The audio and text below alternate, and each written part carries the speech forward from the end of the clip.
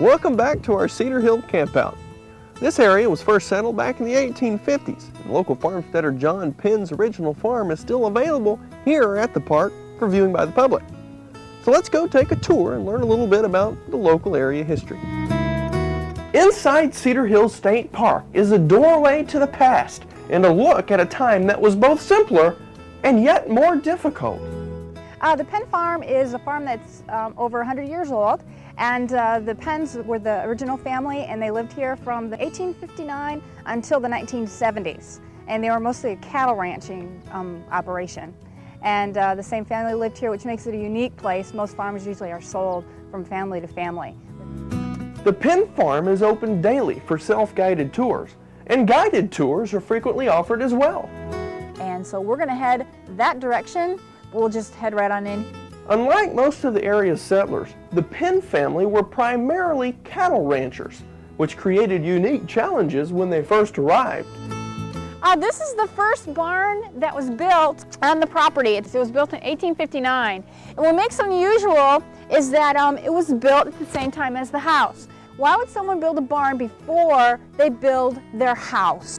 Yeah, they would. They'd keep their animals and stuff. In fact, they would live in the barn with the animals. Now, they'd probably build a wall or something like that, but they would make sure that their animals were safe before they built their house. But to have both of them built so close together in the same time was kind of unusual. When you go on in, you're going to notice the logs are all hand-hewn. They're all fit together with the V-notch.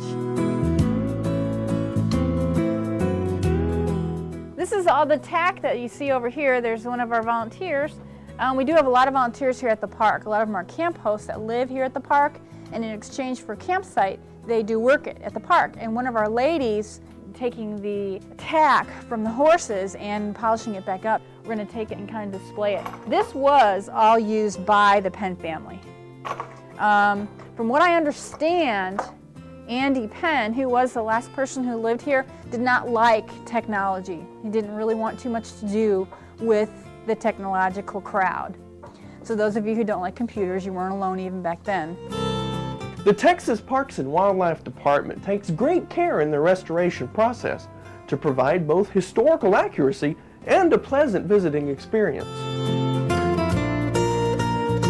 And just for your information, if you look up here on the top of our roof here, and actually any of the buildings that we have now, newer buildings, they're painted this bluish, almost like a robin's color egg.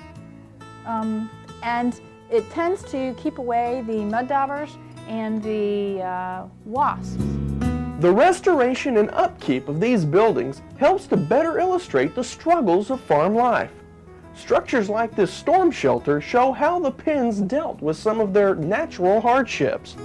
A lot of the times people think, well, you know, storm shelter, why does it have this big cone like this? Well, you have to think about where the people came from. They came from the north, came from Illinois. And so when their trade up there when they built these was to build them, so if they did have a snowstorm, they would be able to find them. Coming from the north, the Penns had to make a few adjustments to live in Texas. And for William Penn, getting his family here was no short trip.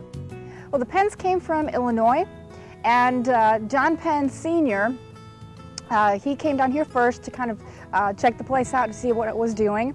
Then from there, he went out to California for the gold rush. When he was out in California, he must have done fairly well because he came back, and that's when he bought the land. Then he went back up to Illinois to get his family. So he kind of had things all in order before he came down here. And he came down here with his family and about 6 other families back in 1859. After long travels and a lot of hard work, the Penn family maintained a successful farm that lasted over a century and left behind a legacy that today's families can enjoy year-round.